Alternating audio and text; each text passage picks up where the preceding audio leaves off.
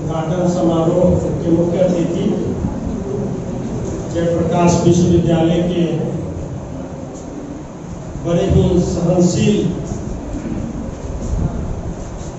Dynamic कुलपति doctor professor Farooq Ali साहब, इस महाविद्यालय के युवा प्राचार्य मेरे मित्र प्रोफेसर डॉक्टर इरफान अली साहब, मेरे मित्र भाई शकील अहमद अदा साहब, डॉक्टर अशोक मिश्रा साहब और बहुत ही मौके पे सामाजिक कार्यों में मेरे साथ काज किए हुए हमारे बड़े भाई यूम अंसारी साहब, सामने बैठे महाविद्यालय के सभी सम्मानित अध्यापकगण, कर्मचारीगण एवं विद्यार्थी, ये मेरे लिए एक हर्ष की बात है कि जब से हमारे अभिभावक स्वर्गीय हीरा बाबू ने जो सपना देखा था, तो उनके सपने उनके समय में पूरे तो हुए कि एक ऐसा कॉलेज खुले जिसमें उन बच्चियों का नामांकन हो जिनके आगे पीछे कोई पैरवी करने वाला हो। उस अभिभावक की सोच यही थी, क्योंकि मैं उनके साथ मैंने बहुत समय गुजारे हैं, उनकी सोच को मैं भली भांति जानता हूँ। तो वैसे बच्चियां वैसे बच्चे इसमें पढ़ने तो लगे थे, आने भी लगे थे, लेकिन उनके देहावसान के बाद ये कॉलेज और उसकी गरिमा धीरे धीरे गिरती गई। बहुत दुख होता था। उनकी लड़ाइयों को मैंने देखा है। जब इस कॉलेज के स्थापना के समय उनकी दौड़ पटना और मुजफ्फरपुर की होती थी। मैंने ये भी देखा उन्हें प्रशासन से लड़ते।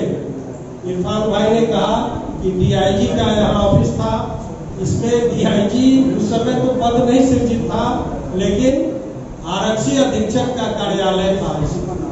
उन्होंने वो लड़ाई प्रशासन से भी लड़ी। ये मैं अपने अभिभावक डॉक्टर प्रोफेसर हीरा बाबू के लिए कह रहा हूँ। उस लड़ाई को मैंने देखा। फिर इस जमीन के लिए उन्होंने, और थोड़ा बहुत मैंने भी अपनी खून भी गिराई। आप तो जानते हैं कि जब आंदोलन होता है तो पुलिस की लाठियां भी मिलती हैं। उन्होंने जो सपना देखा और उनके सपने को उनके बाद जब मैंने चकनाचूर होते हुए देखा तो मुझे बहुत दुख होता था। मैं जो पुराने अभी बब्बन जी, चाहे तो पीछे हीरा जी बैठे हुए हैं, सब लोग देखते होंगे कि मैं कॉलेज में आता ही नहीं, क्योंकि मैं उस समय उनका उंगली पकड़ के उनके साथ चलता था। जब वो धोती फोट करके हाथ में हंटर लेके कॉलेज के प्रांगण, जबकि चारदीवारी भी नहीं था, लेकिन मजाल नहीं था कि एक भी बच्चा क्लास से बाहर नजर आता।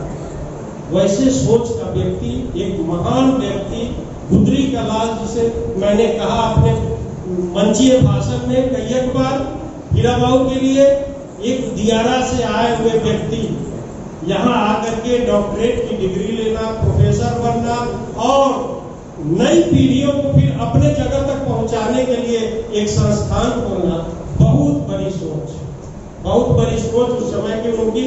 लेकिन जब प्राचार्यों में फिर थोड़ा बहुत बीच में जब डॉक्टर लाल बाबू सर आए तो इसके प्रांगण में कुछ दिखाई देने लगा था। फिर हम लोग के साथ चलने वाले में से थे हमारे बड़े भाई और देवेश जी के पिताजी। उनकी भी सोच जो रहती थी, हम उनके साथ बैठते थे, उठते थे, तो सोच यही थी कि वैसे बच्चों का यहाँ नामांकन हो जिनको कहीं कोई, जिनका पैरवी नहीं है। कॉलेज क्या थे? जगदम कॉलेज, राजेंद्र कॉलेज और जयप्रकाश महिला विद्यालय। आप सभी बच्चे जानते होंगे कि आज भी उन महाविद्यालयों में नामांकन, हालांकि अब तो कुछ पारदर्शिता आ गया, जब से ऑनलाइन हुआ, नामांकन होना कितना मुश्किल था। मैं खुद राजेंद्र महाविद्यालय का विद्यार्थी रहा, वहीं से मैंने ग्रेजुएशन भी किया।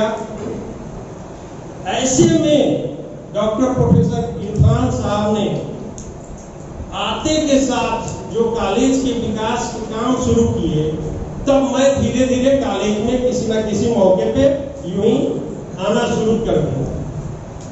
और ये हमेशा वास्ट हो जाते थे कि यार यहाँ कुछ नहीं है तो सब घोटाला करके क्या। एक महापुरुष आए थे यहाँ, आर.एस. यादव, आर.एस. राय करके नाम था उनका, और इनसे पहले भी जो थे वो भी प्रचारक महान ही थे। मैंने एक बच्ची के नामांकन के संदर्भ में गलती देखी, कंप्यूटर में उसका नाम आया हुआ था, उसको वो रोज दोहरा रहे थे, मेरे ही मोहल्ला की थी वो बच्ची।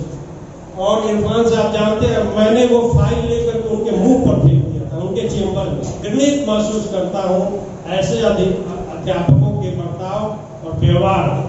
अध्यापक सर्विस में तो आते हैं, लेकिन वो लड़के जो प्रोफेसर बनते हैं, अभी कितना खुशनसीब है मेरा ये महाविद्यालय, यहाँ पे जेएनयू, दिल्ली विश्वविद्यालय से पढ़े अध्यापक अध्यापिका है। मैंने सुना, अभी मिला नहीं, अनीता जी है इतिहास में, मैं भी इतिहास से ही ऑनर्स हूँ, तो उनकी कीर्ति को भी मैंने सुना। मैंने हिंदी के प्रोफेसर की चीज को देखा, सुना, और अब जाकर लगता है कि हीरा बाबू का सपना साकार हो रहा है। तो इसके लिए मैं हृदय की अनंत गहराई से यहाँ के प्रचार डॉक्टर प्रोफेसर इरफान साहब के प्रति आभार व्यक्त करता हूँ कि आपने हीरा बाबू के सपनों को जहाँ उनकी सोच थी वहां तक ले आने में बहुत हद तक काम कर दिया। उसके बाद मैं एक चीज और बताना चाहता हूँ जो अभी कुछ हमें दिखाई दे रही है कि मैंने डायनेमिक कहा था अपने कुलपति को, वो मैं किसी चमचागिरी में नहीं कहा, क्योंकि मेरा कोई वास्ता नहीं है महाविद्यालयों से या विश्वविद्यालय से। ये जिस आंदोलन, झूठे आंदोलनों का सामना करते रहे हैं, उसके बाद भी अपना काम मनोयोग से कर रहे हैं। इसके लिए मैं पूरे विश्वविद्यालय का कार्य क्षेत्र है उन सभी की तरफ से आपका आभार प्रकट कि आप डटे रहिए, आप अपनी जगह सही हैं, एक आध चीज उसमें ठीक करनी है। जैसा कि मैंने कहा कि 75% बच्चियों का उपस्थिति जब आप लागू कर देंगे सर, तो जो हमारे अध्यापक बैठे रहते हैं, जब मैं ऑफिस में आता हूँ तो वो लोग कहते हैं बच्चे आ ही नहीं है, और वो पढ़ाना चाहते हैं, मैं ये जानता हूँ वो पढ़ाना चाहते हैं, लेकिन बच्चे आते नहीं है। तो उसके लिए एक कुछ ऐसा चीज जागरूकता चले, जैसा कि हीरा बाबू करते थे। जब हम लोग कहीं चौक वगैरह पर दिख जाते थे तो हम लोग को डांट कर भगाते थे, अरे कॉलेज नहीं गया तुम, पढ़वे ना का।